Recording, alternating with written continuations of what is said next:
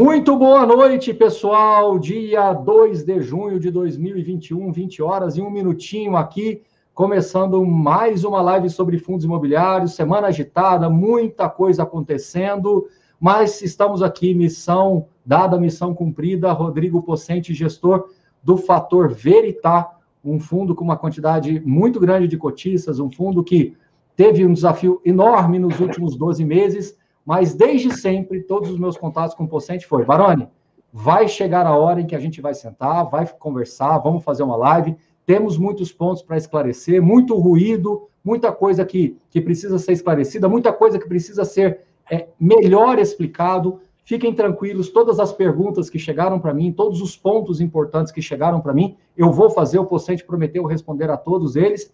Então, é isso. Rodrigo Possente, seja bem-vindo.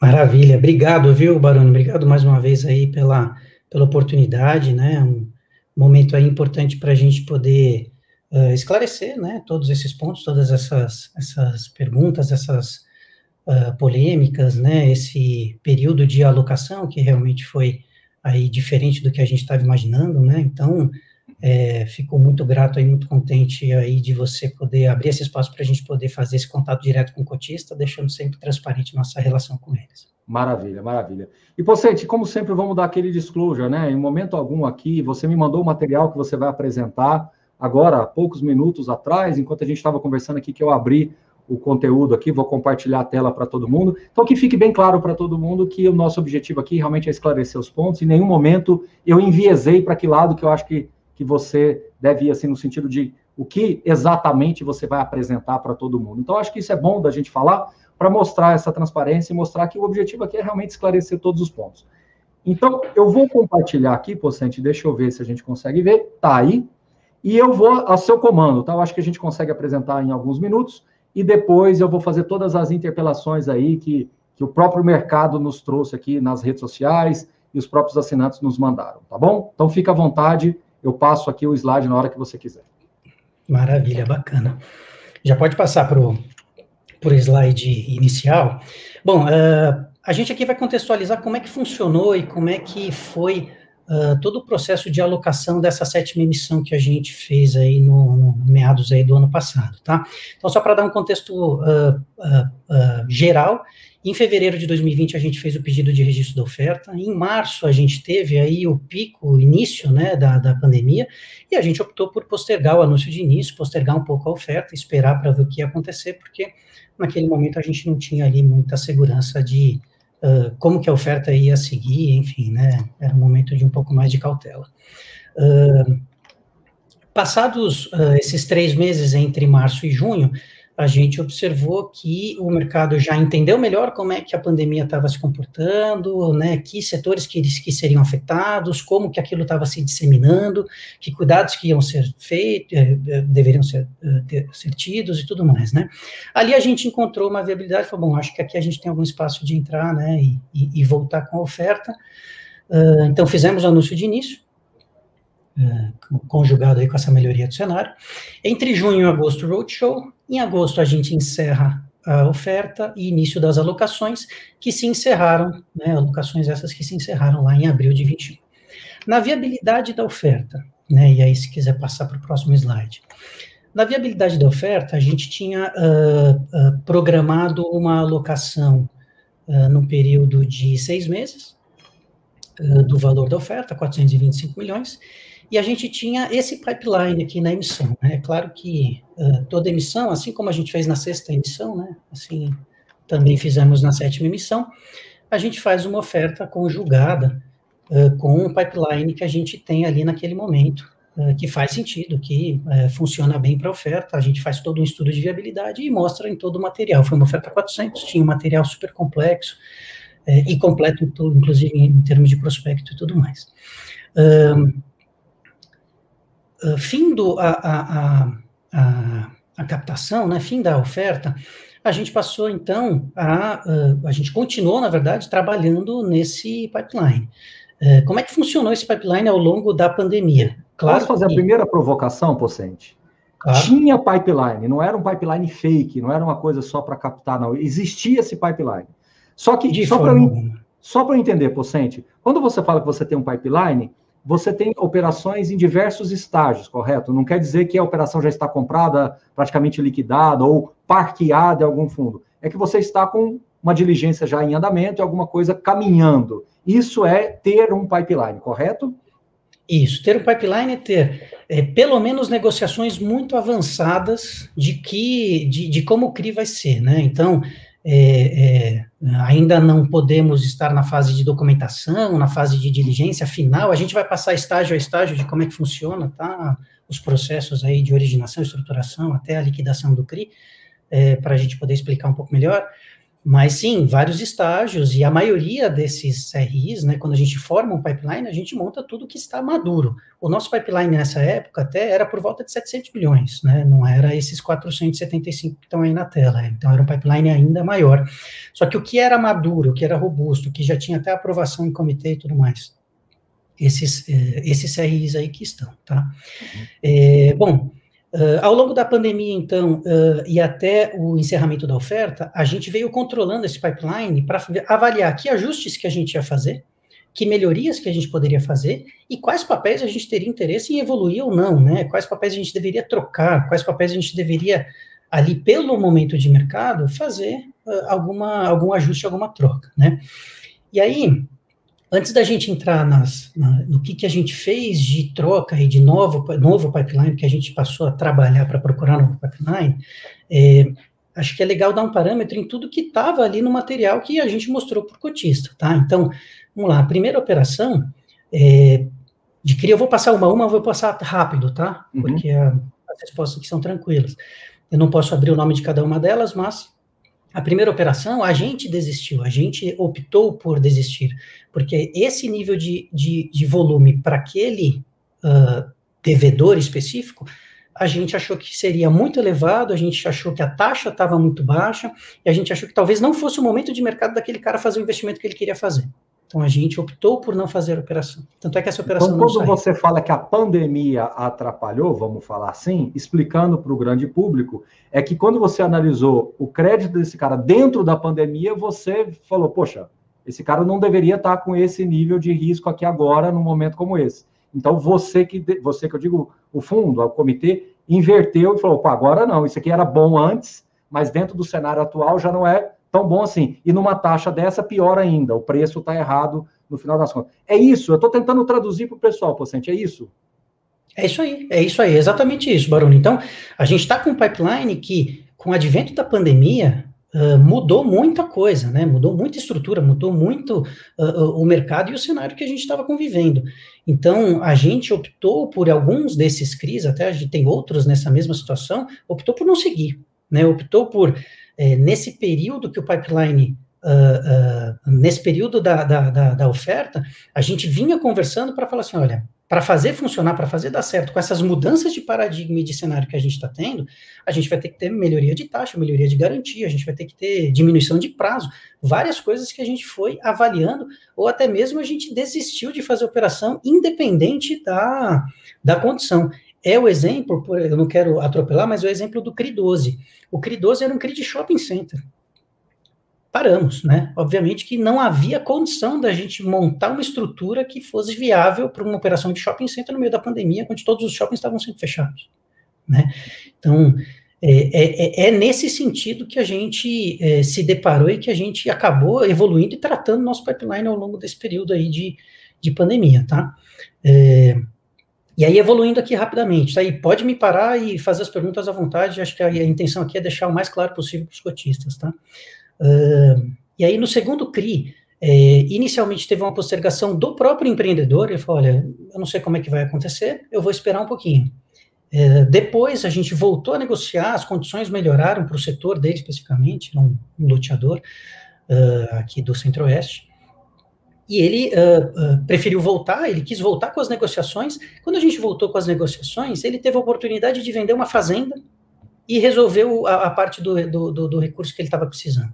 Então, também são coisas que acontecem ao longo de uma negociação, ao longo de uma estruturação. A gente já estava com a operação aprovada em comitê, a gente já estava com todos os recebíveis analisados, estrutura pronta, tá?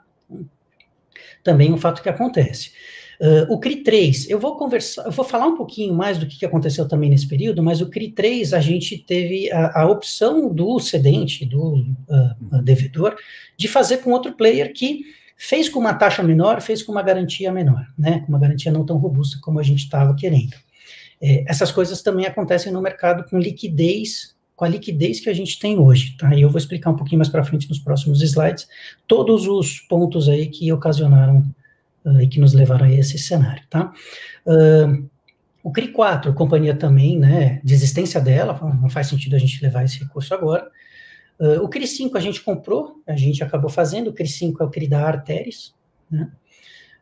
O CRI 6, a loteadora também desistiu. O CRI 7 era uma... Quando a loteadora, por exemplo, o 6, o 7, por exemplo, você coloca, na verdade o 4, o 6, o 7, que ela desistiu, a companhia, você teve notícias e evidências depois que ela foi para outro player, ou não, simplesmente desistiu, não vamos querer evoluir com isso agora, não é momento. As que a gente tem notícia de que foi para outro player, a gente colocou, que foi exclusivamente essa daí. A 3, ok. As outras, realmente, a companhia desistiu e se resolveu de outra maneira, né? Tem outras fontes de financiamento, né? De financiamento existentes no mercado, então elas acabaram indo por outro caminho, tá? Então, naquele momento não fazia sentido, as condições que também a gente estava impondo, por exemplo, um ponto que a gente vai passar no próximo slide também, a gente fez o alerta sobre a evolução rápida e grande do IGPM, a gente passou a evitar totalmente o IGPM. Então, a gente quis, nas operações que tinham o IGPM como lastro, avaliar um formato de trocar esse lastro para IPCA, trocar o indexador desse lastro para IPCA, porque a gente já via naquele momento um perigo com o IGPM. A gente comenta um pouco mais para frente, tá? Também foi um dos pontos aí importantes aí que a gente levou em consideração. Passando aqui para o CRI 8, esse CRI ele tinha um final de obra, né, ele tinha ali ainda alguma performance, e a gente viu o problema na diligência. Outro ponto que a gente passou a ser também na pandemia, a gente passou a ser mais diligente, né, precisa ter ali uma estrutura principalmente certidão, de meio ambiente, muito mais segura, dependendo do momento que a gente está trabalhando. Posso dizer que foi, eu não vou dizer erro, mas talvez um desarranjo, uma assimetria, em que vocês, ali, abril, maio, junho, o comitê de vocês tinha um nível de rigidez de análise, e depois da oferta, isso mudou. Ou seja, se eu tiver que fazer uma meia-culpa nesse processo todo, é no sentido de que, antes da pandemia, você tinha uma visão de mercado e o comitê tinha um nível de critério de exigência de diligência. Depois da oferta, você subiu muito a régua e meio que foi uma autossabotagem. Se você pudesse ter voltado no tempo, faria talvez uma oferta num tamanho, num porte diferente. Estou eu exagerando na minha análise ou é um dos pontos aqui que, de repente, possa fazer sentido? Não, eu acho que faz sentido, sim. O ponto é o seguinte, a gente sempre teve um nível de diligência e de exigência elevado. O ponto é que quando a gente entrar numa pandemia e quando a gente não consegue ver algumas estruturas, quando a gente não consegue ver algum cenário mais claro, a gente passa a ser mais cauteloso, a gente passa a ser mais duro. Então, o comitê, sim, não só o comitê, mas a gente também na gestão, a gente passou a ser mais exigente, a gente passou a ser mais cauteloso. Que ficou desequacionado com o tamanho da oferta. Ser mais diligente com 500 milhões em caixa é uma coisa, ser mais diligente com 100 milhões é outra diferente. Então, a régua subiu no momento que você estava mais líquido, e aí desequilibrou isso daí. Faz sentido a minha leitura? Faz sentido, e eu acho que é importante deixar claro que a nossa régua sempre foi elevada, mas no momento de pandemia, algumas coisas se sobressaem, e aí aqueles pontos precisam ser melhor avaliados, e quem sabe, né, uma subida de régua para algumas determinadas análises. E sim, se não tivesse acontecido a pandemia, muito provavelmente a gente teria concluído esse pipeline, a maioria desse pipeline, pelo menos, dentro do prazo estipulado, dentro do prazo prometido. E aí eu vou comentar daqui a pouco um pouco de como é que é o nosso processo de originação, estruturação, avaliação, e a gente vai ver como que isso teve um deslocamento, né? Então, para a gente poder, a média de originação, estruturação e liquidação de uma operação é de 2 a 3 meses, a média. Então, você vê que isso realmente deslocou, né, os 2, 3 meses aí que a gente passou de 6 meses que a gente avaliava para fazer a oferta para 9, para a alocação dos recursos da oferta para 9. Mas sim, Baroni, acho que todas as suas ponderações são verdadeiras. A gente, num cenário que se a gente tivesse feito a oferta, né, já sabendo de todas as dificuldades da pandemia, tudo que a gente ia lidar e o nível de exigência que a gente subiu, é provável que a gente fizesse uma oferta menor, até porque a gente teria feito algumas exclusões dentro do pipeline que a gente estaria programando para essa oferta. Tá? Bom, e aí seguindo aqui então, para terminar rapidinho, a gente tem aí o CRI 9, a gente concluiu, o CRI 9 foi com a Canopus, o CRI 10, problema com o contrato lastro, tem coisas, também vou contar um pouquinho mais na frente, tá, que acontecem no final da estruturação, aparecem no momento da diligência, né, e não tem como ser diferente, né, ninguém paga uma diligência antes de você falar se tem interesse em fazer a operação ou não. Você diz se tem interesse, você passa em comitê, e aí sim que a gente começa a fazer minuta, começa a fazer diligência, e as coisas acabam aparecendo nesse momento, tá? Mas, de novo, vou explicar mais para frente também com um pouco mais de detalhe, tá? O CRI 11 também a gente entendeu, CRI 11 e 12 a gente entendeu que não era o momento de fazer aquela operação, a gente optou por não fazer, não seguir. O CRI 12 eu comentei que esse daí a gente não quis nem tentar avaliar um novo formato, né, era shopping center, a gente realmente evitou. E o CRI 11 não. O CRI 11 a gente tentou estipular, melhorar a taxa, melhorar a garantia, colocar mais recebíveis. Eu lembro que foi uma negociação um pouco mais dura e acabou da formato que a gente queria para poder dar a garantia e dar a sustentação que a gente imaginava que seria importante, acabamos não chegando no consenso. E o CRI 13 foi concluído, que foi o CRI com o Grupo Pão de Açúcar, tá? Então, realmente, das 13 operações, apenas 3 foram, de fato, concluídas, né? Então, veja como, de fato, quando fala pipeline, tem que entender que o pipeline, ele é uma diretriz, ele tem algumas coisas avançadas, mas não é nada definitivo. Então, acho que esse continuará sendo o grande desafio dos gestores de fundos imobiliários, não só vocês, mas o grande desafio, né? Sem dúvida, e até o pipeline, além de todas essas dificuldades, né, que acabam acontecendo, que a gente acaba se deparando, especificamente sobre o Veritar, a gente hoje não tem uma aprovação em assembleia para potenciais conflitos de interesse que outros gestores têm essas aprovações. Qual que é a vantagem da gente ter algo nesse sentido? É que outras empresas do grupo podem carregar CRIs para a gente, enquanto a gente está na oferta, e assim que a gente arrecada os recursos da oferta, a gente pode comprar esses CRIs que estão estacionados, parqueados, né? Isso é importante de falar, hein, Pocente? Isso é importante de falar. Às vezes, alguns grupos econômicos, eles têm outros veículos, outros fundos. Fundos que você nem está vendo. Fundos que estão na base deles lá, de private, de prateleira também, etc. Então, você faz o CRI, todo esse processo que o Pocente está falando, você faz o CRI, estaciona lá, você faz o parqueamento lá, e aí, quando termina a oferta, você traz o CRI para dentro do fundo. E vocês não têm esse instrumento. Então, é uma situação em que não tem nenhum tipo de conflito. Por outro lado, você está incorrendo a riscos de dificuldade de colocação mais ágil dos recursos. É exatamente isso, né, Pocente? Só estou tentando falar de um jeito menos técnico para que as pessoas possam enxergar com mais clareza as dificuldades potenciais que podem ocorrer, certo? Certíssimo, é exatamente isso, né? A gente não tem...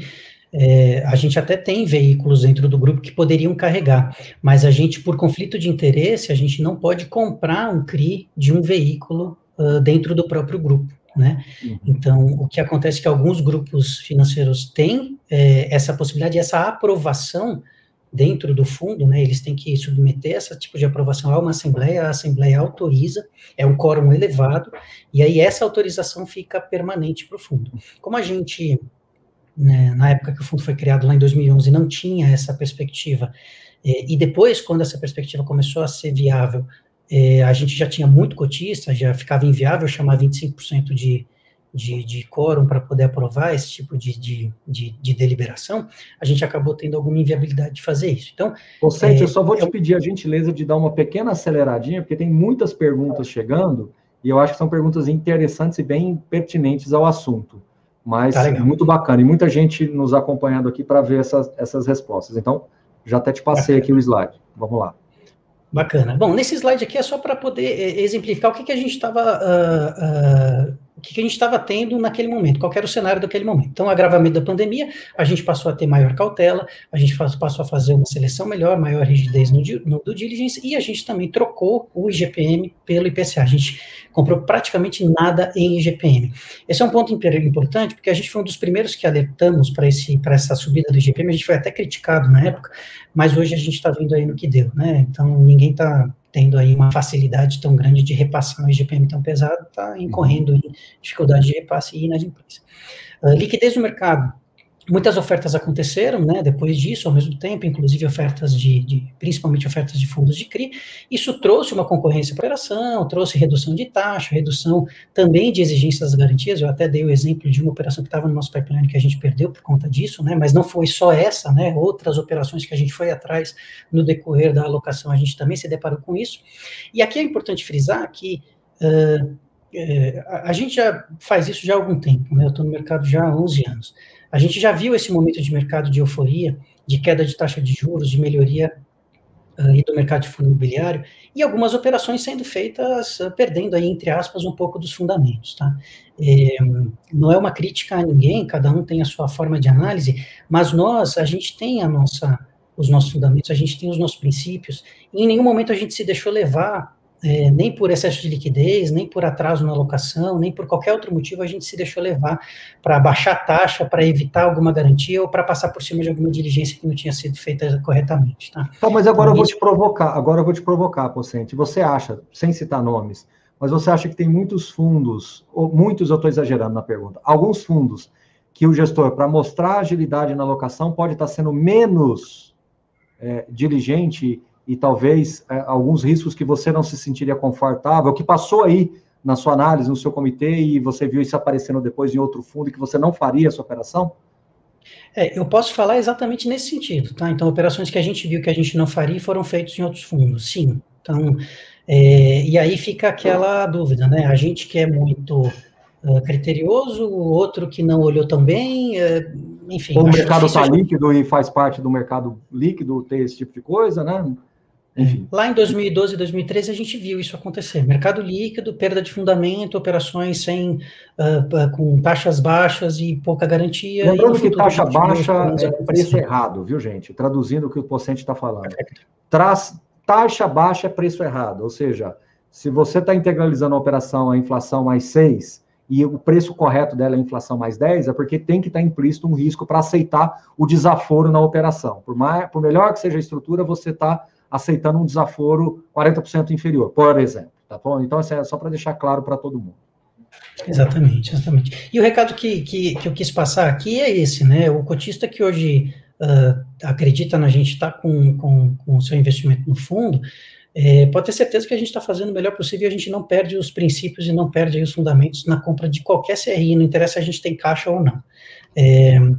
E aí, o ponto seguinte é o tópico aqui dos pré-pagamentos, que foram também não esperados, obviamente, pré-pagamento não é esperado, e foi num volume muito elevado. Ponto negativo, a gente acabou acrescentando mais caixa do que a gente já tinha, né, nesse período que foi um pouco mais complicado. Ponto positivo, a gente conseguiu ter algumas multas de pré-pagamento que fizeram com que a gente ajudasse a pagar um pouco mais de rentabilidade ali para o cotista no mês a mês, tá? Resultado final disso tudo, desse cenário e do período de alocação. A gente teve que ir atrás de pipeline que tivesse de acordo com a nossa nova realidade, que tivesse de acordo com o que a gente estava imaginando de risco e retorno profundo, tá? E aí aqui, pode passar para o próximo, por favor. E aí aqui vale comentar um pouquinho de como é que funciona o nosso processo. Parece extenso, né? E é mesmo, tá? Então, a originação acontece de várias maneiras. A gente já está aí no mercado há bastante tempo, a gente conhece bastante gente. Então, tem originação própria, as securitizadoras, estruturadores especializados, bancos de investimento, gestoras parceiras, entre outros, tá? E aqui o ponto um pouco mais crítico, pré-análise e negociação. Nesse momento, é o momento que a gente olha o negócio e fala, bom, precisa ter um pouco mais de garantia, sem aprofundar ainda muito a análise de crédito, parece que esse cara tem faz sentido a gente ter mais garantia do que crédito, a previsibilidade do recebimento do crédito, qual que vai ser minha fonte de repagamento principal, quais as garantias, por que eu estou dando tal prazo. Então, aqui existe uma pré-análise nessa negociação. E também negociação. Quando você fala que você tem um pipeline lá com 13 operações, que quadradinho que estava a maioria deles? A maioria desses quadradinhos estavam na aprovação e na integralização. A maioria estava na aprovação. Tá, nesse terceiro quadradinho. A maioria estava aqui e mesmo assim deu errado.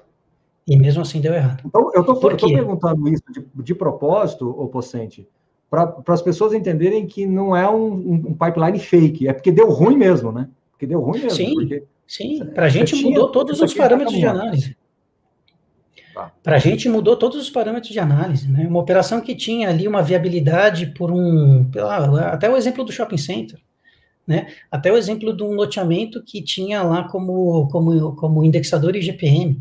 A gente evitou, né? Então, tem loteamento sofrendo com indexador IGPM, a gente não tem. Então, foi esse novo cenário que fez com que a gente, da maioria das operações que estavam ali na aprovação e na pré-análise de negociação, que a gente retomasse, que a gente reavaliasse, que a gente tentasse mudar o curso das operações que a gente achava que dava para mudar o curso, e aí em algumas delas não ter dado certo, caírem, né? Tá. De novo, tudo mais constante, ninguém sabe, né? Eu também não tenho como ter essa resposta, mas a gente entende que assim como a sexta emissão, a gente tinha um pipeline e a gente cumpriu o pipeline dentro do prazo estimado, a gente, com o pipeline da sétima emissão, se não houvesse pandemia, a gente, né, seguindo aí a lógica e o que a gente já tinha entregado, a gente manteria essa mesma entrega, tá? Só queria voltar um pouquinho na parte da integralização, Maroni. Claro. Tem um ponto aqui importante que a gente... é legal para o cotista entender, tá? Dentro da aprovação, dentro da aprovação tem análise reputacional e de compliance. Isso daqui é muito importante, isso daqui é um negócio que a gente faz com muita ênfase, com muito cuidado. E na integralização, o primeiro ponto ali, que é a participação na confecção das minutas e revisão de todos os pontos críticos negociais. Por que a gente está enfatizando isso? Isso toma tempo, isso demora. E a gente faz questão de estar em todas as discussões de revisões de minutas. A gente faz parte dos draft sessions de 2, 3, 4 horas, de repente, às vezes leva até um dia inteiro um draft session. E a gente está participativo em todos. A gente olha cláusula por cláusula, tá? Não estou dizendo que os outros não olham, eu não queria que fosse mal interpretado isso, mas eu queria só passar aqui para o cotista qual que é o nosso trabalho e qual que é o nível de precisão que a gente gosta de ter em todas as operações, tá? Então, aconteceu de vir a operação de um terceiro, de um estruturador especializado, falar assim, olha, tá pronta a operação, é isso. E a gente pegou erro, e a gente pediu para alterar. Em alguns casos, o cara fala, pô, não posso mais alterar, eu tô com um documento pronto. Então, assim... Então, mas isso que você está falando agora, operação que ia entrar e caiu. Esse caso especificamente já foi uma operação que não estava no pipeline inicial, foi uma operação que veio depois, nessa nossa busca por pipeline adicional. Nessa busca por pipeline adicional, a gente se deparou algumas vezes com esse tipo de problema, tá? Então, se a gente não for criterioso, a gente acaba deixando passar erro, tá? Então, acho que é só um pouco desse ponto que a gente queria deixar claro. E outro ponto que é importante comentar é a due diligence e o legal opinion. A due diligence, ela é delicada, né? E é difícil a gente ter uma antecipação da due diligence, né? Ninguém chega para você e fala assim, olha, eu tenho um CRI aqui, vamos fazer, eu sou um cedente, vamos fazer um CRI? Vamos. Faz a due diligence primeiro, que aí eu passo em comitê para ver se eu quero a operação. Não. A gente passa em comitê, avalia, né, todo esse processo de análise que a gente está mostrando aí, e a due diligence vai correndo no paralelo, depois da gente aprovar em comitê e começar a negociar as minutas, né? As minutas também são uma negociação, principalmente em estruturas mais complexas. Só para você ter uma noção, uma operação média tem entre 3 e 5 instrumentos para compor um CRI, instrumentos diferentes e tão complexos quanto. tá? Então, realmente é um nível de complexidade grande e a gente faz questão, a gente tem esse conhecimento e a gente gosta de estar sempre inteirado, 100% em todos os detalhes, tá? Legal. Então... Tem mais alguma coisa ali, não? Não. Acho que eu queria passar realmente esse parâmetro geral de como é que funciona, né? Qual foi o trabalho que a gente teve ao longo desse período para poder formar o nosso pipeline. E aí os números do processo de alocação. São 198 operações no total, né? Leituras, analisadas. Vamos focar lá no final, que a gente teve aqui, nesse período, 39 operações aprovadas, gerando 1,2 bi. E aí a gente liquidou 20 operações, gerando aí os 539 milhões que a gente acabou liquidando e alocando, tá? O que é importante comentar aqui? Por que essas operações, elas são aprovadas e elas, no final do dia, não acontecem? Por tudo que a gente tem comentado aqui desde o início da nossa live. Então peraí, deixa eu ver se eu entendi. Desde quando começou, que entrou dinheiro lá no caixa, que você começou todo o processo de... Aliás, até minto, até um pouquinho antes da oferta, propriamente dita, vocês, né, analisaram 198 operações, que equivale a 6,4 bilhões. Isso aí. E o que de fato veio para dentro do fundo foram 539. Nós estamos falando de 10%. Então, esse aí é mais ou menos o âmbito completo aí do seu dia a dia, né? Esse é um número histórico, inclusive, né? De novo, eu comecei a fazer operação de securitização em 2010. Esse é um número histórico, né? De tudo que a gente recebe 10%. De viabilidade, 10% a gente consegue efetivamente... Só que esses 90% nem todos caem à primeira vista. Às vezes ela cai lá naquela terceira fase lá, que você já gastou uma energia violenta e lá na frente ela cai. Exatamente. E quanto tempo demora um processo desse, tá? Esse processo demora...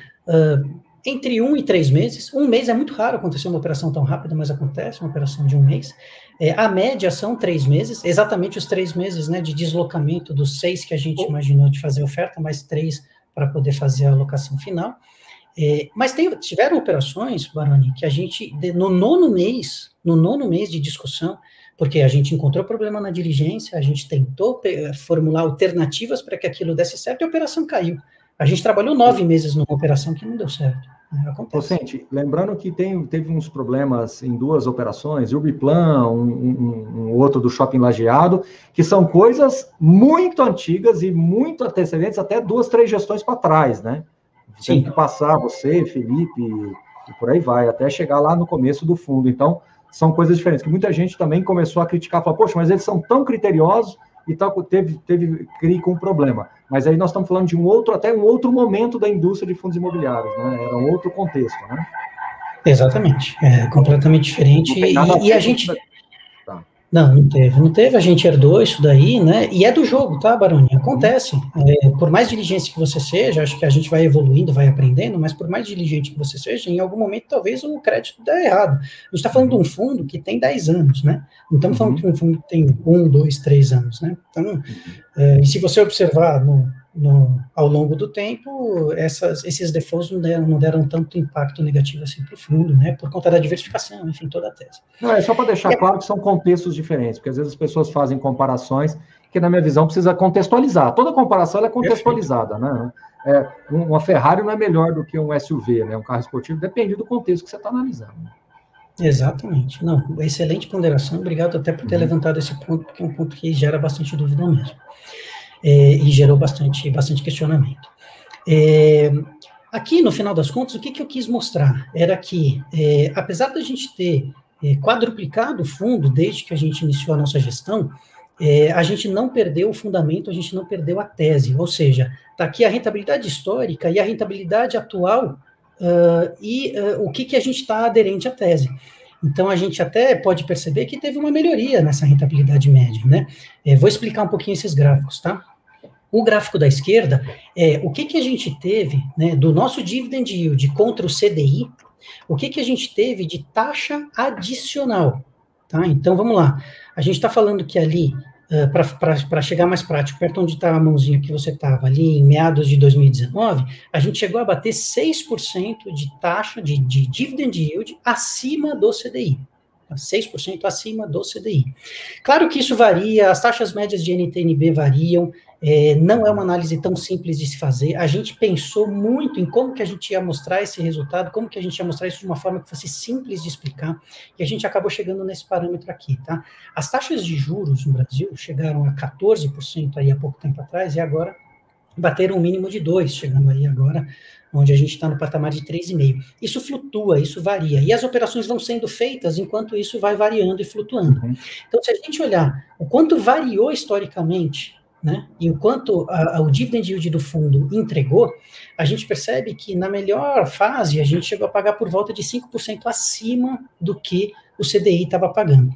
E hoje, a gente com toda a cautela, toda a preocupação que a gente tem e aderência à tese, a gente ainda assim conseguiu fazer operações com mais taxa, com melhores retornos em relação à base, que é o título público, que é a Selic. Tá? Então, o gráfico do lado esquerdo, ele mostra muito melhor isso do que o gráfico do lado direito. O gráfico do lado direito é percentual do CDI, isso realmente explodiu por diversos outros motivos também, por conta de inflação e tudo mais, né? Mas eu acho que o gráfico do lado direito mostra bem isso, a nossa aderência à tese de que a gente faz um mix entre operações high grade e high yield. No high grade a gente busca mais taxa, no high yield a gente busca, além de mais taxa, melhor estrutura de garantia. Ou seja, eu tenho ali um high yield, mas não necessariamente eu tenho um high risk. Eu tenho ali uma taxa elevada, mas não necessariamente eu tenho um risco tão elevado assim. Isso traz segurança, traz garantia, e isso traz resiliência para o CRI, que é o que a gente tem visto em todos os fundos, em todo o histórico, e por isso que os fundos imobiliários hoje de CRI são tão bem vistos quanto são. Né? Realmente, um CRI bem estruturado tem esse retorno. Né? Pessoal, fiquem aí, eu vou responder todas as perguntas, tem muita pergunta, a gente já está quase acabando aqui a apresentação, e eu vou colocar todas as perguntas para fazer um bate-bola com o Pocente, tá? Podem ficar aí, prometo. Legal.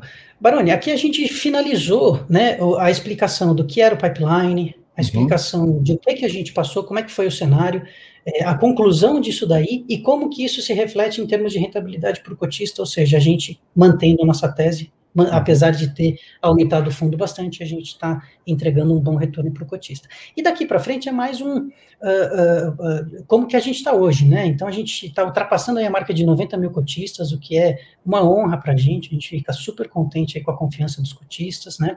Pode passar, que aqui são mais informativos mesmo, tá, Baroni?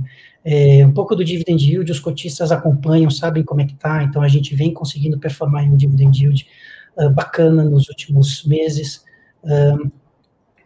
A distribuição, né, como é que ficou a alocação, né, dá uma olhada como que a gente distribui, como a gente diversifica, olha a quantidade de CRIs que a gente tem com menos de 1% do PL do fundo, né, então pode seguir na próxima, que também é um ponto importante aqui para a gente falar em termos de diversificação.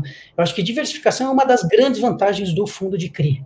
E olha só, a gente diversifica em indexador, diversifica em setor, diversifica em imóvel, a gente diversifica em taxa, em risco, a gente tem uma série de diversificações somadas, né? E olha só como a gente diversifica também entre os setores. Então, muito receio, né? Poxa, a construção civil está tendo aumento de inflação, aumento de custo, a gente vai ter algum problema, algum impacto? Vai, mas vamos lá, a gente tem 16% da carteira do fundo em construção civil. Né, o restante está tudo super bem diversificado em outros setores, em outros segmentos. Olha como a gente fez uma mudança radical de operações para IPCA. Hoje a gente tem majoritariamente fundo, quase todo, 81% do fundo em IPCA+. Né? Alguma coisa lá em IGPM que é resquício, tá? E que a gente vem trabalhando exatamente para não ter os problemas que o IGPM está trazendo, tá? CDI, a gente diminuiu bastante, não tem interesse em seguir muito com CDI, a gente quer pagar para o cotista uma rentabilidade real, líquida de inflação. Tá? E é isso, acho que todo o contexto, todo o cenário e toda a tese aí explicada. Vamos lá. Pocente, obrigado, acho que o teu material de apoio foi importante, tomou um pouquinho mais de tempo que a gente imaginava, mas agora vamos voltar e vamos começar a bater um papo sobre esta questão. Bom, alguns eu vou lembrar de cabeça, outros a gente vai encaixando aqui, mas a primeira questão que qual foi a lição aprendida aqui que você teve? Olha, na verdade, assim, não sei se teve uma lição aprendida no sentido de, poxa, a gente falhou, a gente errou, a gente fez algo que não devia, a gente fez uma oferta muito maior do que a gente devia. O conceito estava feito, né? O pipeline existia. Então, talvez, foi um pouco na linha do que a gente conversou, Baroni, da gente talvez ter sido, ter partido para uma linha mais conservadora no novo pipeline, uma linha mais conservadora nessa alocação, com volume de recursos elevado. Então, se você passa a ser mais cauteloso e mais exigente, com volume de recursos elevado, você vai demorar mais para alocar mesmo, né? Eu acho que essa foi a grande lição aprendida na marra, né, no force. Outra coisa, algumas polêmicas, né, de que se vocês fizerem outra emissão agora, vai ter movimento de cotista de tirar vocês da gestão, e que vai ter todo um tom mais, até assim, mais, não vou dizer agressivo, mas no sentido, né, colocando vocês contra a parede. Pô, se vier com a emissão agora, então vai ter emissão, não vai ter emissão? Eu acho que isso é importante de esclarecer como é que está isso na sua cabeça hoje. Eu acho que vai ter emissão, mas não vai ter logo, né? A gente vai ter emissão quando a gente tiver um pipeline conciso, quando a gente tiver toda a estrutura que permite você sair com uma emissão pronta e feita, né? Vai acontecer agora? Não, vai acontecer no semestre que vem, no começo do ano que vem, a gente não sabe, a gente está trabalhando para, primeiro... Mas curto prazo não tem nada em vista, assim. Olha, no curto prazo, a gente quer finalizar o caixa excedente que a gente ainda tem. Então, a gente alocou todo o recurso proveniente da oferta, a gente teve um nível de pré-pagamento mais elevado, né, não esperado, operações que foram pré-pagas, recompradas, né, então acabou gerando mais caixa nesse período, e a gente precisa finalizar e equalizar esse caixa. Depois de equalizado esse caixa, a gente vai avaliar, tem pipeline, não tem? O pipeline é de 100, 200, 300? Eu acho que uma coisa que seria fundamental para a gente daqui para frente sabendo do que a gente passou, é uma próxima emissão, né? Além do pipeline robusto, que é o que a gente já tinha, obviamente, se pensar numa emissão um pouco menor, né? Até trabalhar um pouco também com a base de cotistas que a gente tem. A gente poder fazer, numa base de 90 mil cotistas, a gente pode fazer uma emissão 476 menor, com pipeline tão conciso ou mais conciso que o anterior, e fazer uma alocação mais rápida. E uma oferta mais barata. A 476, ela é mais barata, né, do que uma oferta 400, né? E também, para a gestão do pipeline, uma 476 é mais fácil, porque ela toma ali 1, 2 meses. Uma oferta 400 vai tomar 5 meses, 4, 5 meses. Então, para a gestão do pipeline também é um pouco mais complexo. Eu acho que isso foi um pouco da lição aprendida. Boa. Passou pela sua cabeça em algum momento do time, do corpo diretivo da gestora, de devolver o dinheiro? Vamos devolver...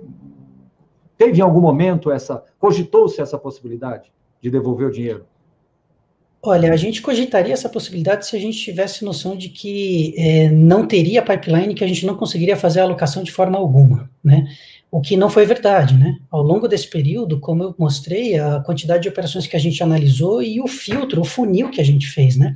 Então, se aquele funil fosse muito diferente daqueles, se fosse, puta, não analisei 190, analisei 30, e dessas 30 eu aprovei 5, poxa, peraí, alguma coisa está errada, ou a gente está errando a mão de um lado, ou realmente a gente tem um volume excedente que não é agora o momento da gente fazer a alocação disso. Então, não passou pela cabeça exatamente pelo dinamismo, pela quantidade de pipeline que a gente tinha. Você acha que no médio prazo, eventualmente futuras emissões, um aceno positivo para os cotistas seria, por exemplo, dar um desconto de capital não alocado em taxa de gestão, alguma coisa? Você acha que isso, não só em Veritar, mas não deveria ser uma tendência do mercado de fundos imobiliários, uma vez que denotaria mais alinhamento com os cotistas? Você acha que isso é uma pauta que pode ser, sim, avaliada? Acho que sim, Maroni. Acho que vai depender do formato que essas novas emissões e que o mercado vai entender como que as novas emissões vão acontecer. Então, se a gente fizer uma emissão volumosa e se deparar com dificuldade de alocação, porque o pipeline não existia, era fraco, enfim, acho que vale sim pensar nisso. Agora, se a gente fizer uma oferta, não a gente, né, no geral, fizer ofertas menores, que a alocação é mais rápida, talvez isso já não faça tanto sentido, já seja alguma coisa até meio marginal. Mas sim, eu acho que esse alinhamento... Então isso não é algo absurdo, é algo que pode ser considerado no futuro, numa próxima. Eu acho que isso, inclusive, pode entrar na lista das lições aprendidas, Pocente. Se tivesse, talvez, reagido a mais rápido com relação a esse tema, um pouco da pressão teria sido diminuída. Outra questão, vocês foram muito criticados e, poxa, poderiam ter comprado fundos de crédito mesmo, e pega esses ultra high grade, né, os CNEs da vida e alguns outros aí, que tem liquidez, poderia ter comprado, teria dado um carrego melhor para o cotista, teria surfado melhor a inflação, né? E foram comprar agora, aos 48 do segundo tempo, que foi comprar o Mogno e o Cami, né? Que é da Quasar Crédito, né? Duas casas que também são muito diligentes, muito criteriosas com relação a crédito, né? Principalmente Quasar, que fez a sua escola. Teve problemas, e agora eu estou falando por mim, tá? Teve problemas no agro, porque foi um terreno um pouco diferente do que eles estão acostumados. Para crédito, já era a escola antiga deles. Vocês erraram, Pocente, de não ter estacionado mais caixa em ativos de crédito mais seguros, líquidos lá atrás? Na nossa avaliação, a gente obviamente fez essa ponderação e a gente pesquisou como é que a gente poderia fazer essa alocação, como é que a gente sairia. E a nossa grande dificuldade, Baroni, foi avaliar o seguinte: a gente tinha um volume de caixa elevado que, por mais que hoje os fundos grandes tenham liquidez, a liquidez não é para um volume de caixa, por exemplo, de 30, 40, 50 milhões, né? A gente demoraria um tempo para poder se desfazer. E a gente estava com aquele pipeline que muita coisa poderia acontecer, muita coisa foi postergada por negociações, até teve aí um acúmulo delas para abril, né? Muita coisa acumulou para abril, e coincidentemente aconteceu muita coisa em abril, poderia ter acontecido em meses anteriores. Mas a nossa visão foi a seguinte: se a gente bota 50 milhões, por exemplo, em algum fundo com um pouco mais de liquidez, mas mesmo assim bom risco de crédito, high grade e tudo mais, como é que a gente vai fazer para a gente sair desse fundo sem gerar um prejuízo? Sem mexer na cota ao ponto de potencialmente gerar um prejuízo? Será que vale a pena a gente fazer esse movimento? Então, qual que era a conta? Eu vou deixar o dinheiro num fundo desse, e depois eu vou ter uma dificuldade de tirar esse dinheiro sem mexer na cota e gerar algum potencial prejuízo. E se esse gestor opta por fazer uma nova oferta no momento que a gente comprou a cota num determinado patamar? Quando sai uma nova oferta, geralmente ela sai abaixo da cota mercado, né? Então, como é que a gente vai lidar com esse tipo de risco? A gente acabaria ficando preso naquele investimento, porque se a gente saísse, a gente ia gerar prejuízo para o cotista. Então, assim, quando a gente fala de caixa de 5, 10, 15 milhões, 20, alguma coisa do tipo, legal, acho que faz sentido, vamos diversificar, vamos pensar em alguma alternativa.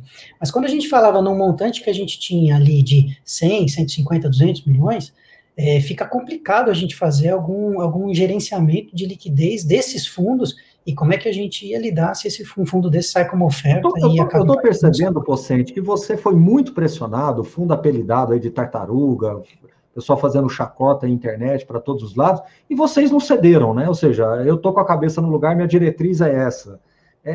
Tá certa a minha interpretação? Ou seja, apesar das pressões, apesar das críticas, das ironias, etc, você falou, Baroni, estou pensando aqui alto, né? Eu vou ficar firme na minha tese aqui, porque é o que eu acredito. Acho que você falou algumas lições aprendidas, mas eu acho que esse é o grande recado que você vai dar aos cotistas, né? Você não está ali para jogar para a torcida ou querer fazer alguma coisa só para ficar bonito na foto. A ideia é manter a diretriz que você se propôs a fazer. É isso. Exatamente. A minha leitura? Exatamente isso, Baroni. Exatamente isso, Baroni. O fundo, o Veritas, ele é um fundo de prazo indeterminado. Porque você tem dimensão da quantidade de crítica, né, Pocente? Eu acho que isso é importante, né? Eu acho que chegou muita coisa para você, né? E coisas até pesadas, né? Muito agressivas, etc. Algumas irônicas, agressivas, outras, mas não deve ter sido fácil também olhar por esse ângulo, né? De eu cedo ou não cedo, eu vou ou não vou, né? Fica sempre numa linha muito tênue, né? Eu falo que não é uma posição fácil, né? Não, com certeza, não é uma posição fácil, e a gente ainda agindo e trabalhando do formato que a gente trabalhou, né, de ser realmente mais diligente, de ser realmente mais exigente, e o que também acabou atrasando também um pouquinho mais a alocação. Mas uma coisa é o seguinte, a gente conhece esse mercado, a gente tem essa experiência, e se a gente cede num fundamento, ou se a gente deixa de seguir um princípio, o fundo é de longo prazo, né? Hoje, a gente pode não ver esse resultado, mas lá na frente, em algum momento, pode ser que a gente veja. Eu não estou falando que fazer isso é porque eu faço o estado da arte e a minha equipe é a melhor e a gente faz o melhor. Não, a gente faz o melhor possível dentro da experiência que a gente tem, do conhecimento que a gente tem.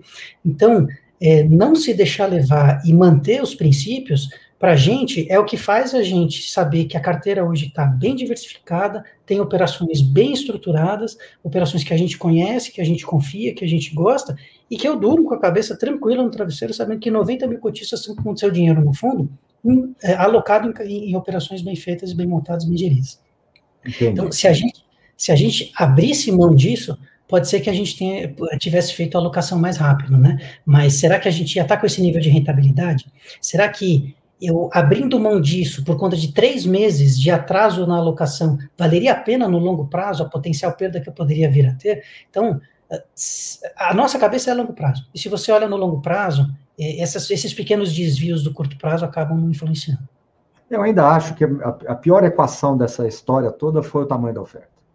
O mercado, naquele momento, ele estava sinalizando uma virada, mas não virou, né? O mercado virou, ele ficou mais líquido porque o juro estava baixo, mas o balanço das empresas continuou se deteriorando. Então, na minha visão pessoal, foi isso. Se a oferta tivesse sido de 200 milhões, 150, 200 milhões, não tinha tido nada dessa conversa que a gente está tendo aqui agora.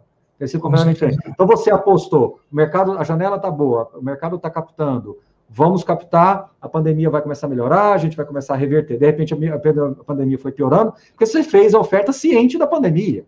Não vamos ser aqui também injustos. Sim. Você estava ciente da pandemia, né? Não estou querendo... a gente fez um anúncio de início vendo uma melhoria do cenário. Exatamente. Dúvida. E aí a coisa foi virando e não foi melhorando como se imaginava. Essa que foi a grande encrenca. Tamanho da oferta. O tamanho foi descalibrado dadas as condições que você foi visualizando, né? Bom, os 100 milhões que ainda faltam, tem perspectiva? Tem perspectiva. A gente tem ainda operações que a gente está analisando, rescaldo desse pipeline, né? Operações que a gente ainda estava olhando para poder completar o caixa, então tem perspectiva. Acredito que mais... uma operação que a gente estava analisando, inclusive, agora está em fase, né, de liquidação. A gente liquidou uma agora em maio, então vai sair o relatório até o final dessa semana, saindo aí os dados, as informações, tudo bonitinho, né? Então a gente já fez mais uma alocação e tem outras operações de pipeline, sim, para a gente poder finalizar esse caixa e ter, idealmente, aí por volta de 20, 30 milhões de caixa no máximo, né? Acho que esse é o ideal, isso que a gente busca. Então, se eu entendi bem, Pocente, quando você fez o direcionamento de recursos para Mogno, MGCR e o QAMI, não é uma visão assim de curto prazo, amanhã eu quero vender, amanhã eu quero sair disso. Pelo contrário, é carrego mesmo dentro de uma estratégia um pouco diferente, mas alinhada dentro de uma diretriz, correto? Bom ponto, a gente não complementou a questão dos fundos imobiliários, né? Excelente ponto. Sim, é outra cabeça, tá, Baroni? A gente está destinando aqui, de uma maneira tática, algum investimento de aproximadamente 10% do fundo. A gente quer investir em fundos que tenham a mesma ideia de crédito, a mesma cabeça de crédito, que prezem pela qualidade, pelas garantias, assim como a gente preza. A gente identificou isso muito fortemente com o pessoal da Quasar. A gente também conhece bem o pessoal da Mogno, a gente sabe como eles trabalham, que tipos de ativo que eles buscam. Então, foi um casamento bom nesse sentido e foram fundos que a gente acabou entrando por esse motivo, né? Longo prazo. A gente, se algum dia essa cota se valorizar e a gente quiser fazer algum ganho, não vai ser esse o foco da tese. O foco da tese é obter retorno em sinergia com esse tipo de investimento. Uhum. Muito bem. O pessoal comparando com Quineia, tudo, eu acho que são escalas diferentes, são portes diferentes, é uma estrutura diferente de... Você pode, em um segundinho, só falar para as pessoas por que essa comparação ela não faz muito sentido? Acho que é bem discrepante, né? Então, o Quineia, que tem 3, 4, 5 bi, né, alocar 500 milhões, é diferente da gente que tinha 500 milhões, alocar mais 500 milhões. Outra coisa, o Quineia... tem outras estruturas dentro do grupo que podem fazer esse carrego de CRI e no momento da oferta ele poder ir lá e comprar, né, fazer o warehousing de CRI em outras estruturas, então também... Explica o que é o warehousing rapidamente, Pocente, acho que é fundamental para a pessoa entender, acho que para quem é de mercado é claro, mas explica muito rapidamente. Tá, o warehousing é o seguinte, você tem um CRI e você ainda não tem caixa, você deixa ele... dentro de um galpão, né, warehouse, dentro de um galpão, dentro de algum outro lugar, não é efetivamente um galpão, obviamente que é um método de se falar, né, um jeito de se falar, você pode deixar isso em algum outro fundo, você pode deixar isso no balanço do banco, você pode deixar isso em algum acionista do banco, alguma pessoa física, algum private, enfim, qualquer empresa do grupo que tenha alguma sinergia, você pode deixar isso...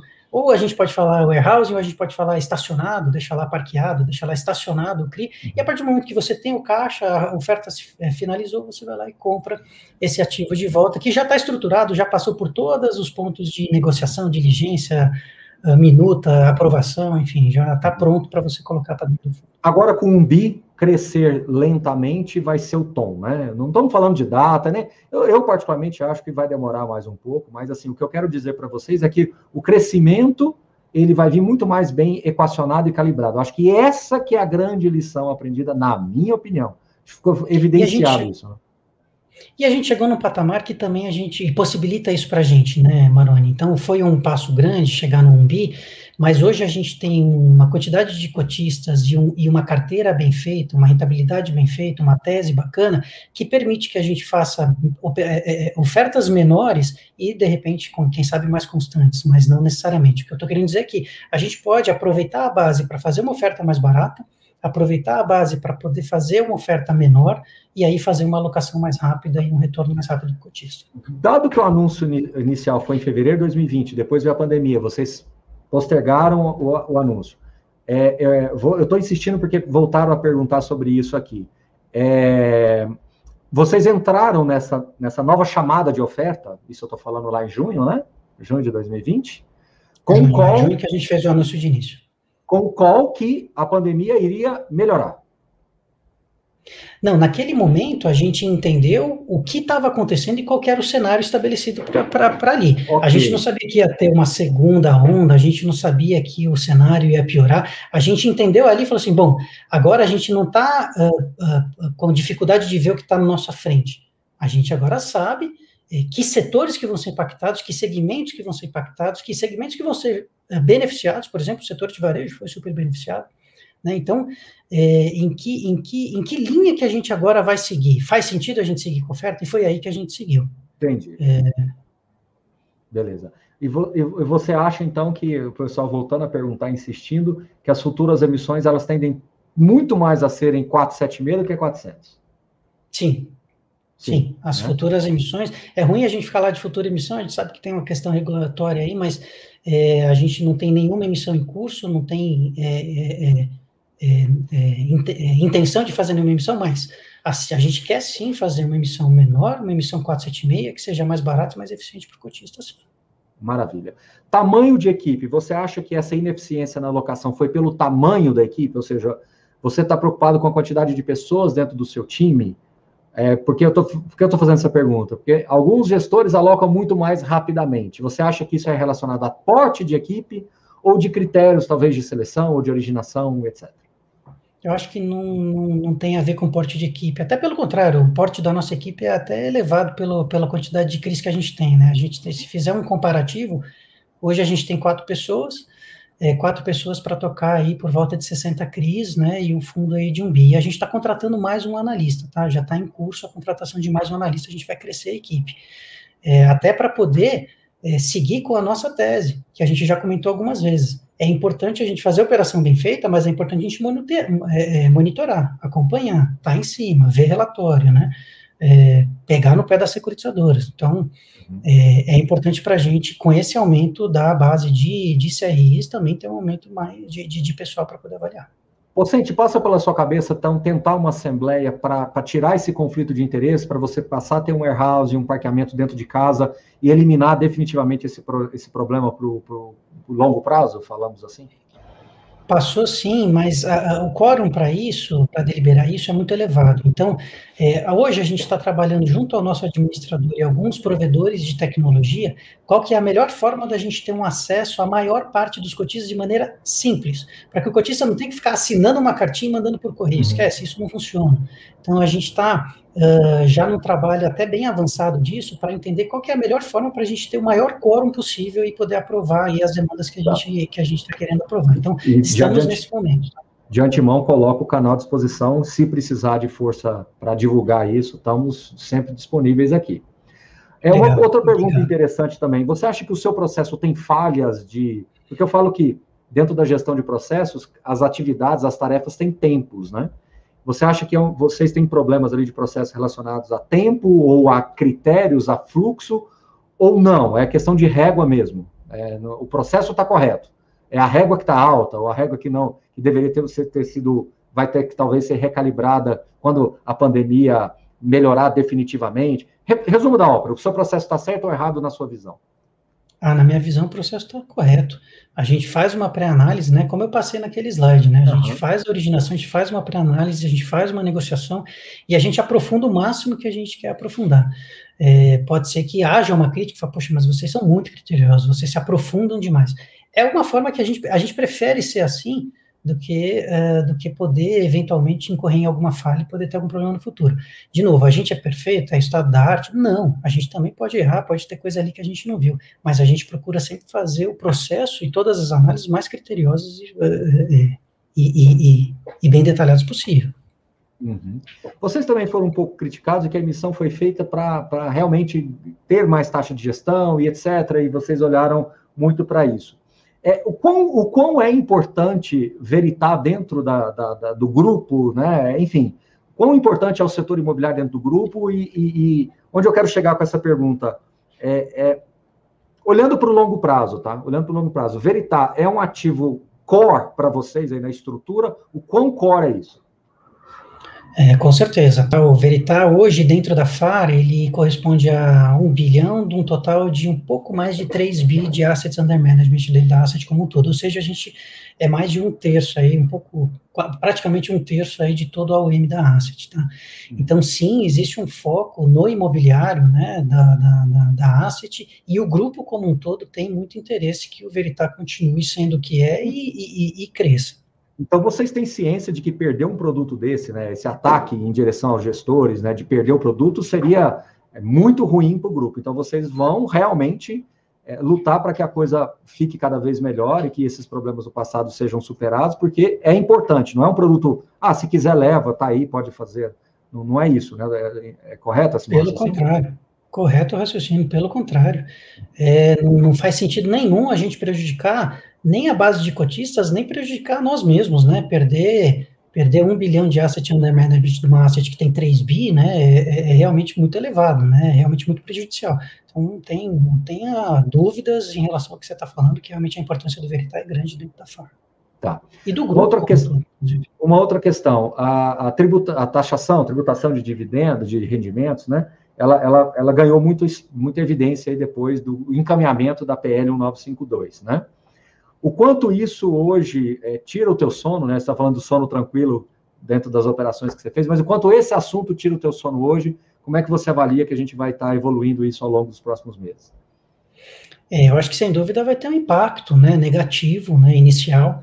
As cotas vão ter um impacto negativo inicial, acho que vai ficar aí no ar como é que vão ser os próximos passos, como é que a indústria vai se ajustar, mas eu acho que a indústria se ajusta, principalmente os fundos de CRI. E aí é uma coisa que eu tenho até comentado, né? Hoje, para a gente, num CRI do pipeline que está IPCA mais 6, a gente tem uma mudança de taxa de taxação, né, de imposto, e a gente tem que mudar essa taxa para um pouco mais, 6,5, 7, que seja, para poder compensar isso, não é tão difícil e tão problemático quanto mudar o cap rate de uma alocação de um centro logístico de um fundo de tijolo, tá? Então, eu acho que o mercado se adapta, e eu acho que o mercado de fundo de CRI se adapta mais rápido ainda. Então, eu acho que a sua pergunta vai na linha de, se vier essa nova tributação, vocês vão acelerar e fazer mais uma oferta só para poder ter mais uma base de cotas que não vão incidir em imposto de renda? Não acho que esse seja o caminho, tá? De verdade, eu acho que isso já é uma distorção e também tá havendo muita discussão de como é que vai ser feito isso, né? Você vai ter uma cota que não vai ter isenção e a outra cota vai ter? Como é que vai ser outro fundo? Vai ter VRTA 11, VRTA 15, ou 20, ou 25? Então, assim, e para complementar, eu acho que essa é uma briga difícil do governo encarar, né? É um setor que está conseguindo fazer financiamento de longo prazo para um setor importante da economia, que é o imobiliário, então está funcionando, isso está funcionando. Será que o ganho que ele vai ter de arrecadação vai compensar todos os benefícios que esse funding de longo prazo está gerando para o setor e para a economia como um todo? Então, eu não sei se é uma equação que faz sentido. Vicente, deixa eu fazer uma outra pergunta. Até meio pessoal, meio desagradável fazer, mas se você não quiser responder, não tem problema, né? Vocês aí são cotistas do fundo também? Assim, o grupo, as pessoas do dia a dia do fundo são cotistas do fundo também? Somos cotistas, boa parte do meu recurso está no Veritá, e uma outra parte, todo CRI que a gente compra, eu compro um pedacinho na física. Então você compra um CRI para o fundo, você compra um pedacinho para ficar alinhamento total. Beleza. Outra questão, peraí que eu me perdi aqui, é tanta pergunta que vai chegando que a gente vai se misturando aqui. Sim, a questão de você entrar no Quasar. Você disse que pelo alinhamento dos processos, etc. Então, onde eu quero chegar com essa pergunta? Vocês hoje são majoritários no fundo, praticamente. Existe aí também uma possibilidade de, no futuro, num crescimento futuro do lado do Quasar, você talvez fazer uma saída tática para realizar algum ganho de capital e poder gerar algum alfa? Isso passa pela sua cabeça, um primeiro ponto. E aproveitando essa pergunta, você falou dos pré-pagamentos, que gerou problema, aquela coisa toda, que aumentou ainda mais o caixa, né? Em algum momento, você ficou abaixo da viabilidade do prospecto? Porque as pessoas, né, falam do prospecto do ponto de vista de, poxa, o pipeline não foi seguido. Mas em algum momento, que eu até achei que pudesse ter nos seus slides, mas não teve, vocês ficaram abaixo da viabilidade projetada para 12 meses? Entendeu a minha pergunta, Vicente? Entendi. Vou falar do Quasar primeiro. Okay. A alocação ela é de longo prazo para poder fazer sentido dentro do que eles têm lá de estrutura de crédito, o que eles vão comprar, o que a gente acredita da estrutura deles. Tá? Assim, somos majoritários, a gente tem uma sinergia muito grande com eles, um contato muito próximo. Lá na frente, o fundo cresceu, ganhou preço, é a mesma coisa que qualquer outro ativo que a gente tem dentro da carteira, né? A gente comprou um ativo a 7 e hoje o mercado está operando a 5, é uma opção minha, fazer ou não, realizar ou não resultado naquela venda, naquela negociação, tá? Então, sim, fazendo sentido e sendo oportuno para algum momento, a gente vai fazer esse movimento de realização de lucro, sim, numa venda da cota. Não é algo que a gente quer ficar para sempre, né? Poderia até ficar para sempre, mas acho que em algum momento, sim, a gente vai ver aquilo ali, né, com alguma vantagem diferente, a gente poder fazer alguma negociação que vier a acontecer. Sobre a viabilidade, esse foi um dos pontos também que fez com que a gente fizesse uma seleção melhor nas operações que a gente vinha prospectando, né, dentro do pipeline desse período de alocação, né? Se a gente via ali que aquele conjunto de operações ia diminuir muito a nossa rentabilidade e não ia seguir com o que a gente tinha prometido no prospecto,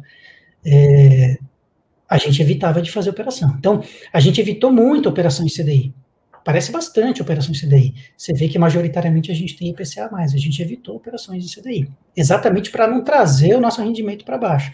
Até foi um dos slides que eu mostrei para até exemplificar isso. Assim, olha como a gente seguiu a nossa tese. O nosso rendimento, depois das duas ofertas, principalmente depois da última, comparativamente até o histórico do fundo, vem sendo até melhor.